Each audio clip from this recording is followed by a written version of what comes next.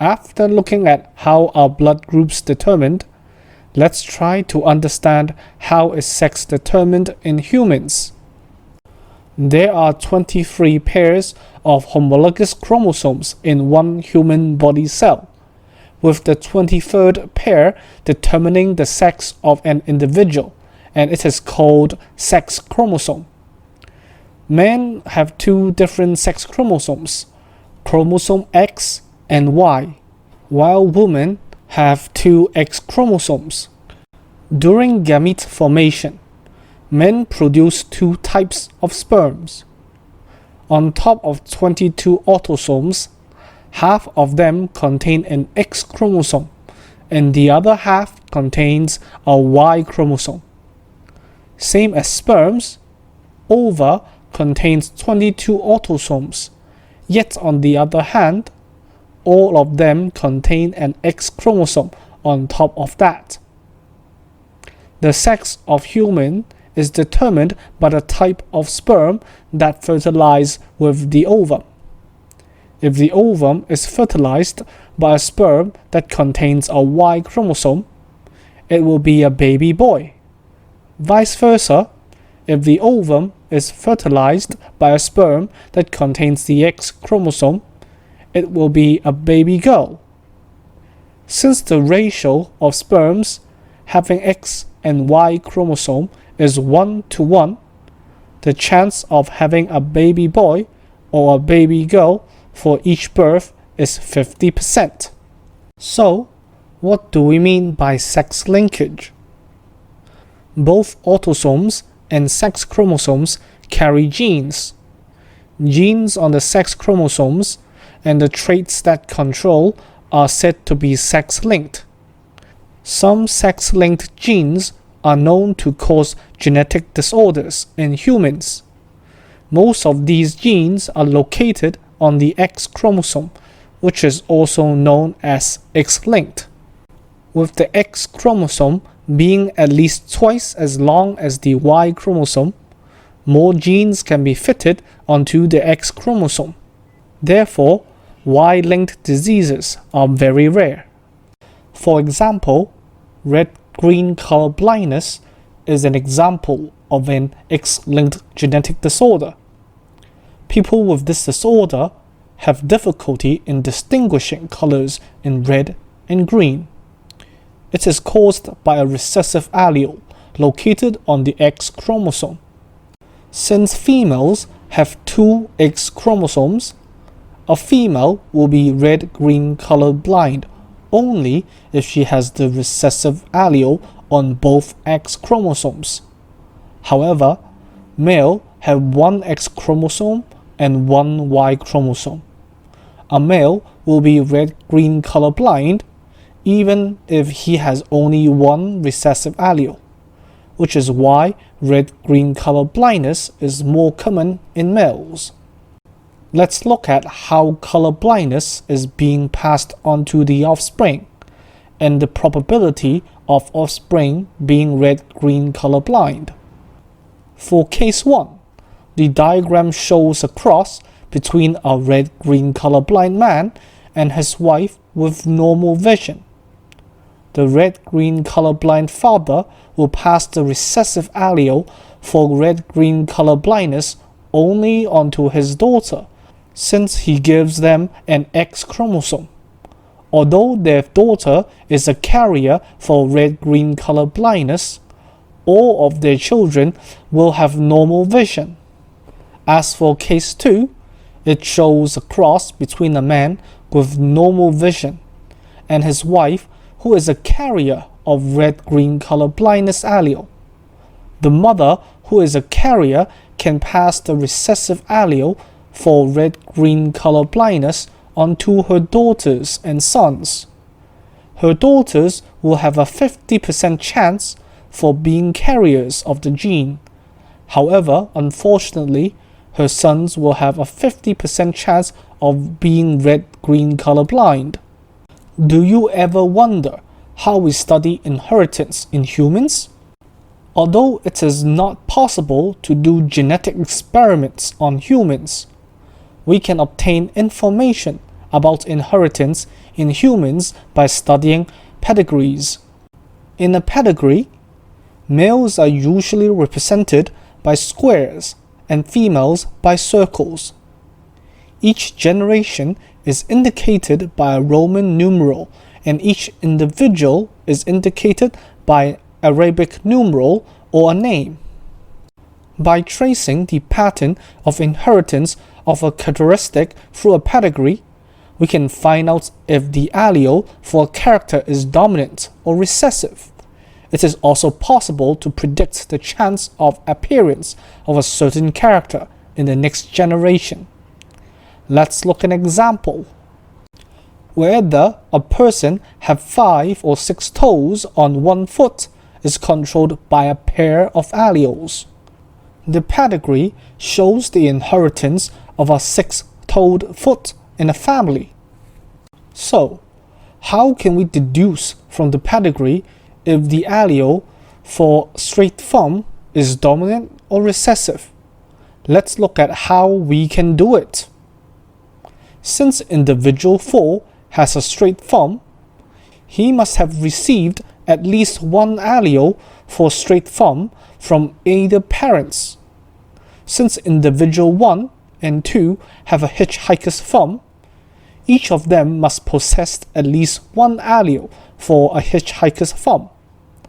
From what we know, at least one individual 1 and 2 is heterozygous. Since only the dominant character is shown in the heterozygous condition, the allele for a hitchhiker's thumb must be dominant. Knowing that the allele for a hitchhiker's thumb is dominant, we can deduce that both individual 1 and 2 are heterozygous because not all of their children have a hitchhiker's thumb. If individuals 1 and 2 are going to have another child, we can also predict the chance of this child having a hitchhiker's thumb. Let's look at a genetic diagram where we let a big letter H represent the allele for a hitchhiker's thumb and small letter h representing the allele for a straight thumb. After we have drawn a diagram, we know that there is a 75% chance of the next child having a hitchhiker's thumb. Although individuals of the same species are similar, they are never completely the same. For example, when you look at your friend, there is a large chance that both of you have 2 eyes, a nose and a mouth. But when you look more closely, you two do not look completely the same, with subtle differences in your features. These kinds of differences are called variation. It refers to the differences among individuals of the same species, and there are 2 types of variations, which are continuous variation and discontinuous variation. For continuous variation, it has a continuous range of intermediate phenotypes between 2 extremes. There are a couple things that can be used as example of continuous variation, such as height, weight, skin color, and hand span. The characteristics show this type of variation are usually controlled by many genes and may be affected by the environment. Let's look at a histogram of heights from a sample of human population. You should be able to observe a normal distribution curve which has a characteristic bell shape. As for discontinuous variation, it is a variation which has only a few distinct phenotypes with no intermediates, such as the ability to roll your tongue and shape of hairline. So, what are the causes of these variations? Variations in organisms may be a result of heredity or environment, yet in most cases, it is the interaction between the two. We can separate the causes into 2 major groups, which are heredity and environment. For heredity, genetic variations occur when genetic differences causes these variations. let's look at some causes of genetic variations. First off, an independent assortment of chromosomes at meiosis is one of them. By carrying out an independent assortment of chromosomes at meiosis, gametes with different combinations of alleles are produced. In this way, many variations can be brought about. Secondly, it can be due to crossing over at meiosis. During meiosis, chiasma may form and exchange of segments may occur between non-sister chromatids of homologous chromosomes, hence giving rise to new genetic combinations in the gametes. Thirdly, random combination of gametes during fertilization is also one of the possible causes. With each having a different genetic makeup, the random fertilization of gametes produces different combinations of alleles. Therefore, individuals with different combinations of characters are produced. Last but not least, mutations is also being identified as one of the possible causes. So what is a mutation? A mutation is a sudden and permanent change in the DNA of an organism. It may result in change in metabolic activities due to production of new protein or failure to produce a normal protein. Yet, mutations are not the main cause of genetic variations, as they are rare events under normal conditions. Mutations are possible in any cells. However, only mutation that occurs in gametes or gamete-producing cells can be passed on to the next generation. Besides heredity, environment is another possible cause. Individuals with the same genotype may have different phenotypes in different environments. For example, if one of a pair of identical twins is brought up in a well-nourished environment, while the other is brought up in a poorly nourished environment, the former will be heavier than his twin. Let's look at another example, which is the effect of light on chlorophyll production in plants. The gene for producing chlorophyll can only function in the presence of light. So when plants are grown in the darkness, the leaves appear yellow because chlorophyll cannot be produced. And this is why, when growing garlic chives, farmers shield the plant from sunlight so that they do not produce chlorophyll. As a result, garlic chives becomes yellow in color and it's called yellow chives.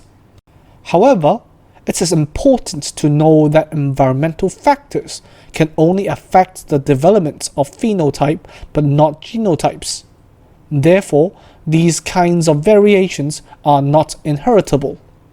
Now, let's talk about the relationship of genetics with Chinese Mitten Crabs aquaponics project. As we have learnt about this continuous variation in this chapter, we know that it is a variation which has only a few distinct phenotypes with no intermediates. When we are trying to identify Chinese mitten crabs, we can look for these variations. Let's look at example. In this example, we are trying to compare the phenotype of mitten crabs with Harris mud crabs. For mitten crabs, they have a notch between the eyes, whereas Harris mud crabs do not have it. Claws of the mitten crabs are hairy by 25 mm carpet width, yet Harris mud crabs have non-hairy white-tipped claws. When we are trying to measure the biodiversity of an area, it is important to be able to correctly identify the species without being confused by the similarities in their phenotypes. It is especially important when we are trying to find out more about the ecology of a species. This is the end of the video. Thank you for watching. Please give us a like and subscribe to our channel. We'll see you next time. Bye bye.